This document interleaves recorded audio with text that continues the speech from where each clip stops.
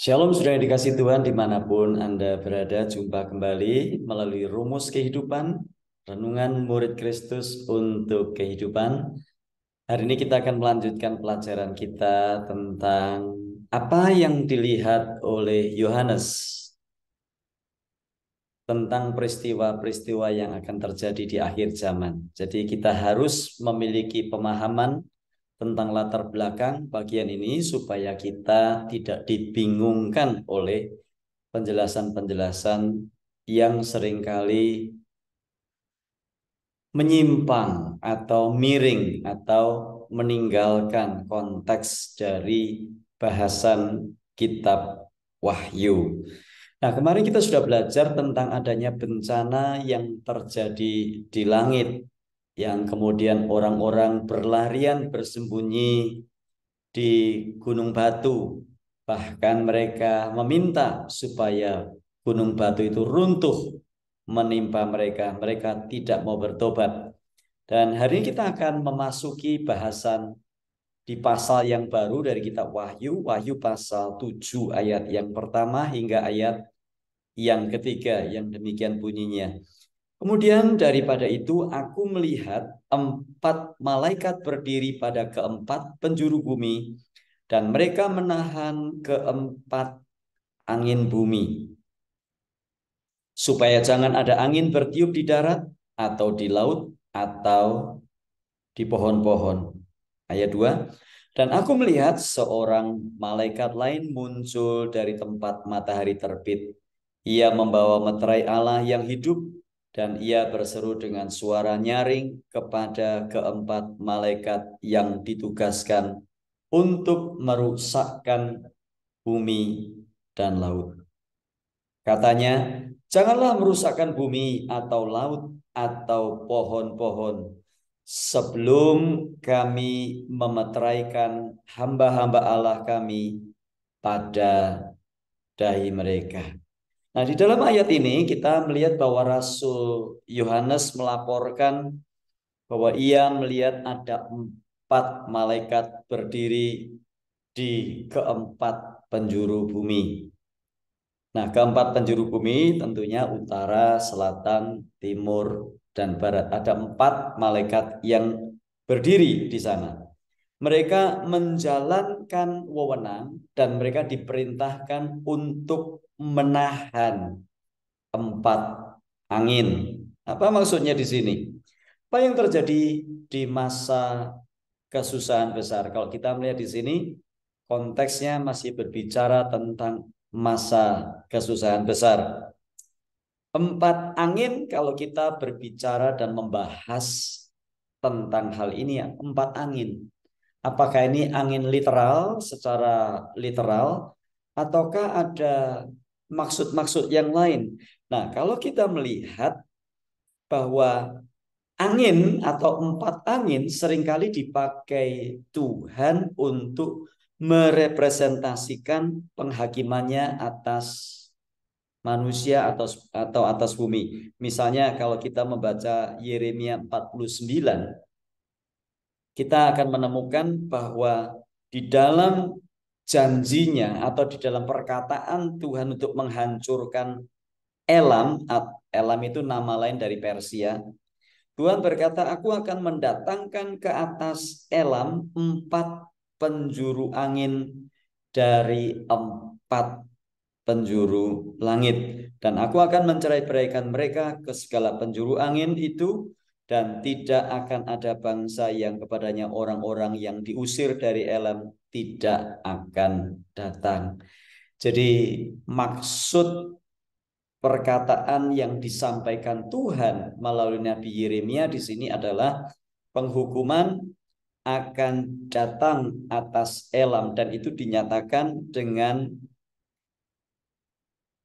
4 penjuru angin dari 4 penjuru langit. Dan kalau kita belajar Alkitab, ada juga di bagian yang lain di mana 4 penjuru angin atau angin dari 4 penjuru langit ini dinyatakan sebagai representasi atau gambaran penghukumannya. Nah, kita melihat di sini bahwa Yohanes juga melihat ada malaikat lain yang naik dari tempat matahari terbit. Dia memegang meterai Allah yang hidup. Dia berseru dengan nyaring kepada 4 malaikat tadi, dan kepada mereka diberitahukan untuk tidak merusakkan bumi, untuk menunda penghakiman lebih lanjut sampai para hamba Allah telah dimeteraikan di dahi mereka. Nah, sabar dulu, siapakah para hamba Allah ini? Besok kita akan belajar tentang siapa mereka yang dimeteraikan di dahi mereka. Nah, kita melihat bahwa pelajaran kitab Wahyu seperti ini sangat penting, khususnya kalau kita belajar secara teratur dan disiplin dari ayat demi ayat, mulai dari Wahyu pasal pertama sampai Wahyu pasal yang terakhir. Tadi saya sempat mendengar pengajaran dari seseorang yang mengatakan, mengapa tanda binatang, tanda antikris itu ditaruh di dahi? Karena manusia akan mengandalkan kekuatan, mengandalkan otaknya. Permisi bicara, kalau kita hanya membahas Wahyu pasal 13, kita mungkin bisa berkata seperti itu. Sebab tanda binatang itu diberikan di dahi dan di tangan. Tapi yang memberikan tanda di dahi itu bukan sekedar, bukan hanya antikris. Kita tidak boleh menafsirkan ayat itu seperti itu. Siapapun dia. Sebab kita membaca di sini bahwa para hamba Allah itu juga akan mendapatkan meterai, akan mendapatkan tanda di dahi, tanda dari Allah sendiri, tanda dari malaikat Tuhan. Sebagaimana dituliskan di dalam Wahyu pasal 7 ayat 3. Jadi dahi dan tangan tidak boleh ditafsirkan semau gue, seenaknya. Oh, dahi bicara tentang otak. Jangan pakai otak, jangan pakai akal. Nanti antikris akan mengandalkan otak. Anda keliru.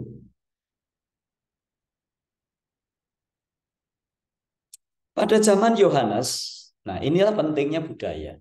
Pentingnya belajar latar belakang sejarah, ensiklopedia, bahasa asli, dan sebagainya harus diintegrasikan sehingga menjadi satu informasi yang lengkap dan memberikan pencerahan kepada kita. Jangan ngawur. Pada zaman Yohanes, pemilik budak kadang-kadang menandai budak mereka dengan apa? Dengan memberikan tanda di dahi. Jadi tanda di dahi itu menunjukkan kepemilikan dan melindungi mereka dari penculikan. Itu sebabnya kalau kita membaca Wahyu pasal 13 mencatat bahwa tanda binatang akan diberikan di dahi dan tangan para pengikut antikris. Itu apa sebetulnya? Itu adalah tanda kepemilikan. Misalnya, kemarin-kemarin yang pada ribut tentang vaksin, jangan vaksin, jangan vaksin. Vaksin itu tanda binatang.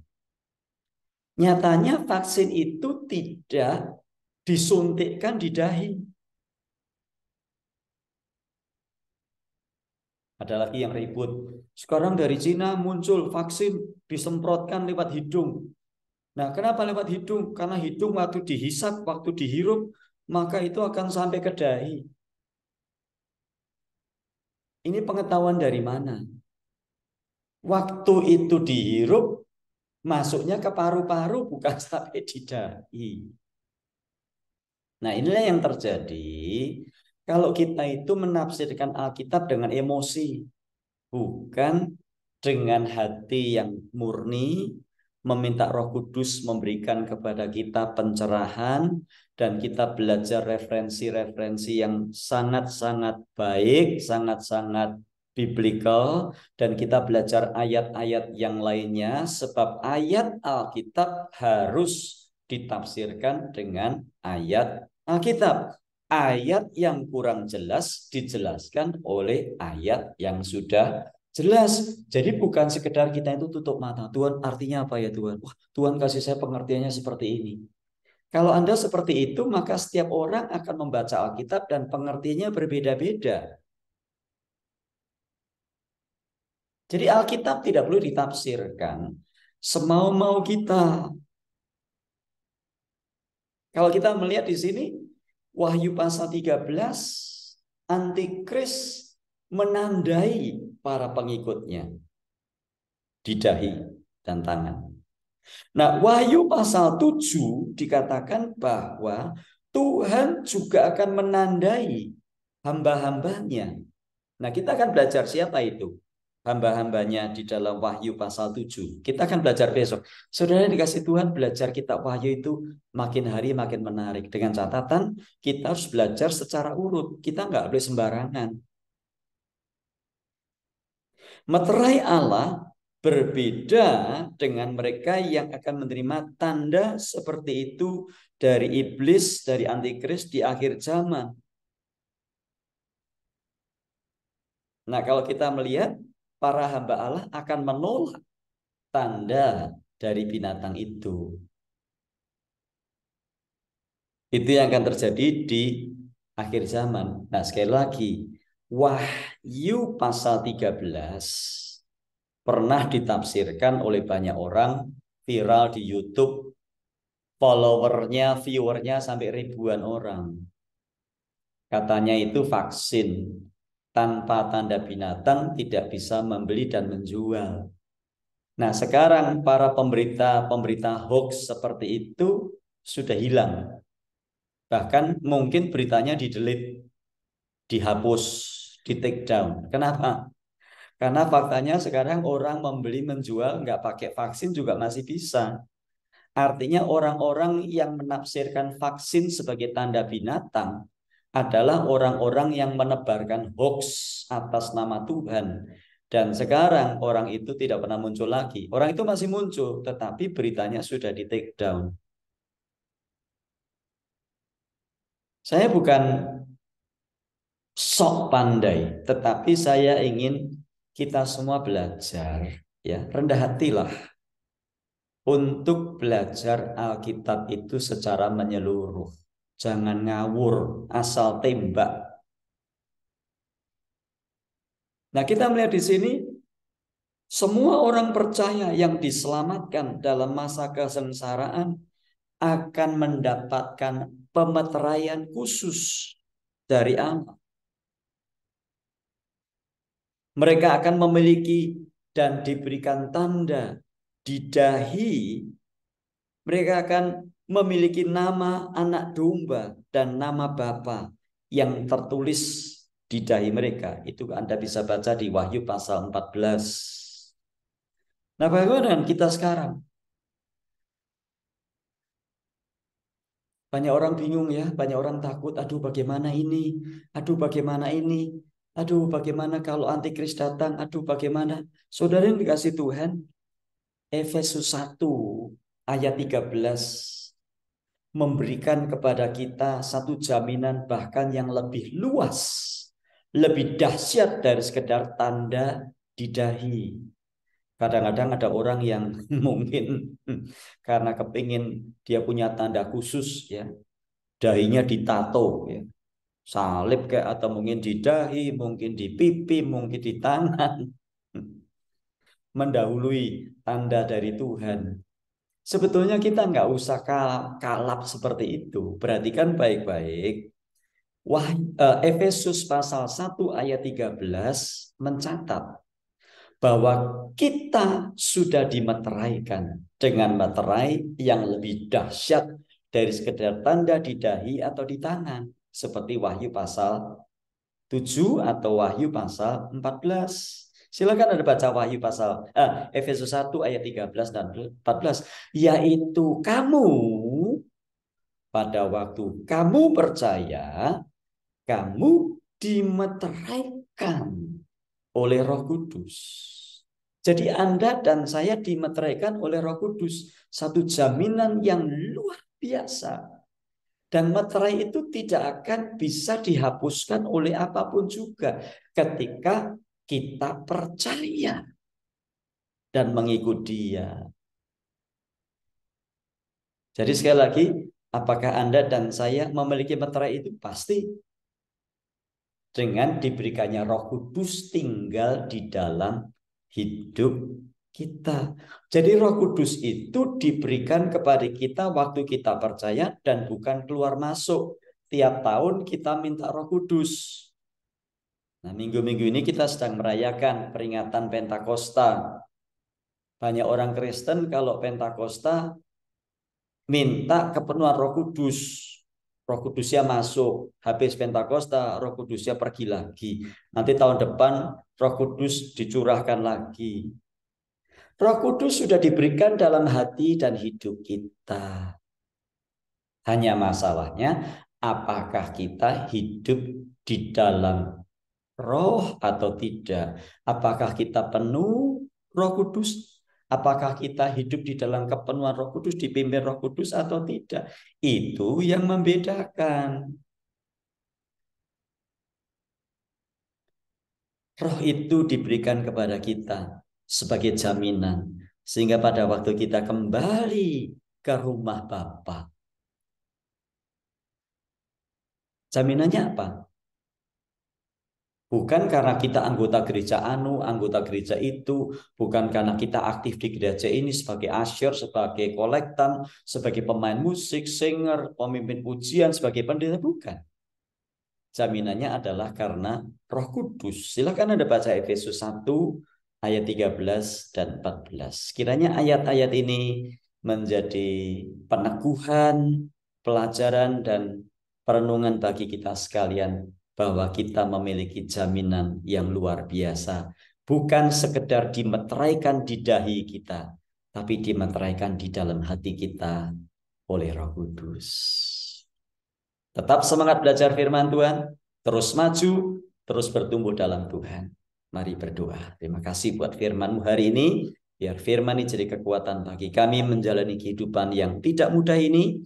Hidup makin hari makin sulit, tetapi kami percaya di dalam kami ada Roh Kudus yang menolong kami di dalam segala kelemahan kami dan memeteraikan kami, sehingga kami tidak boleh goyah oleh apapun juga. Di dalam Tuhan Yesus kami berdoa dan bersyukur. Amin.